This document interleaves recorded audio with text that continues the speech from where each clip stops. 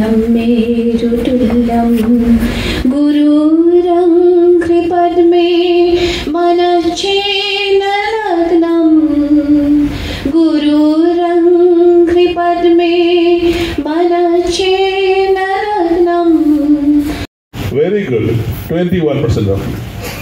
Because ভাইটি 1% যেতিয়া আছিল তেতিয়া কোনো মানুহ জীৱন জীয়া নাছিল তেতিয়া কিন্তু ব্লু গ্ৰীণ এলগি নীলা সেউজীয়া ৰঙৰ ভেঁকুৰ সেই ভেঁকুৰবোৰৰ পৰা তেওঁলোকে কাৰ্বন ডাই অক্সাইড শুহি লৈ পেলাই অক্সিজেন এৰি দিছিলে ক্ৰমে একৰ পৰা 1.52 2.53 হৈ আজি ডাঙৰ কথা সেই ভয় ভাৱটো সংকোচ ভাৱটো কিন্তু আমি আঁতৰাব লাগিব তোমালোকক মই বেলেগ এটা কথা সুধো জোন ধনে জোনালীতে তৰাৱতীক চাই মাত্ৰ গীতটো গাই গ'ল গীতটো বাৰু কোনে গাইছিলে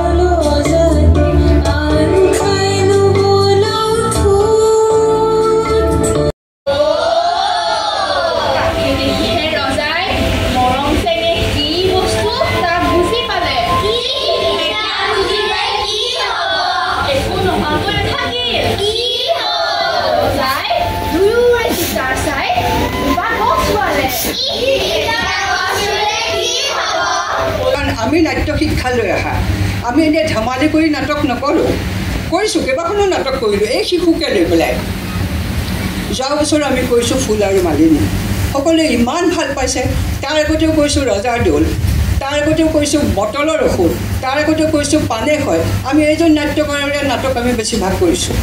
তাৰমানে আমি লক্ষ্মীনাথ বেজবৰুৱাদেৱৰ সাধু কথাৰ পৰাই আমি বুঢ়িয়াই সাধুৰ পৰাই বেছিভাগ সাধু নাট্যৰূপক আমি ৰূপ দিছোঁ। কাৰণ এই কাৰণে যে শিশুসকলে তাৰ মাধ্যমেদি কিছু শিক্ষা লাভ কৰক। আজি কাঞ্চনী কৰিছে, ছোৱালীজনী কাঞ্চনীৰ চৰিত্ৰটো বুজি পাইছেনে? ৰজাই বুজি পাইছেনে? কণলৰাই বুজি পাইছেনে? জাষ্ট মুখস্থ কৰিব লাগিছে, কৰিছে। মুভমেণ্টৰ একো নাই, যেনেকৈ মেকানিকেলি কৰিবলৈ কৈছোঁ কৰি গৈ আছে। নিজৰ ফালৰ পৰা কণ্ট্ৰিবিউশ্যন নাথাকিলে নাটক কেতিয়াও সফল হ'ব নোৱাৰে।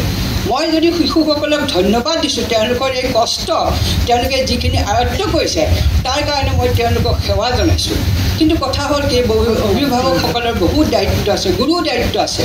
আপোনালোকে মাতৃভাষা শিকাওক। কাৰণ এই কণমানি ল'ৰাটো, my name is Shreyan Parashar. এতিয়া মই ক'লোঁ যে তোমাৰ নামটো অসমীয়াত কোৱাচোন। মোৰ নামটো মানে ক'ব নোৱাৰে, মোৰ নাম শব্দটো ক'ব নোৱাৰে। তেতিয়া আৰু কেইগৰাকীমান মই ছোৱালীক কৈছোঁ যে তোমালোকে অসমীয়া পঢ়িব নাজানা, ক'ব নাজানা, তোমালোকৰ মাতৃভাষা কি? অসমীয়া। মই বোলো তোমালোকে কি ভিত্তিত ক'বা অসমীয়া বুলি? তোমালোকে ঘৰত ক'বাগৈ যে আমাক মেডামে কৈছে আমি বোলে বহিৰাগত, গতিকে আমি ডিটেনশ্যন কেম্পত থাকিব লাগে। অসমত বুলি ক'বলৈ আমাৰ কি ৰাইট আছে? মই যদি মাতৃভাষা নাজানো, মাতৃভাষা পঢ়িব নাজানো, ক'ব নাজানো, গতিকে কি ৰাইট আছে? মই বোলো ঘাই চোপা নোহোৱাকৈ এডাল গছ থিয় হৈ থাকিব পাৰেনে?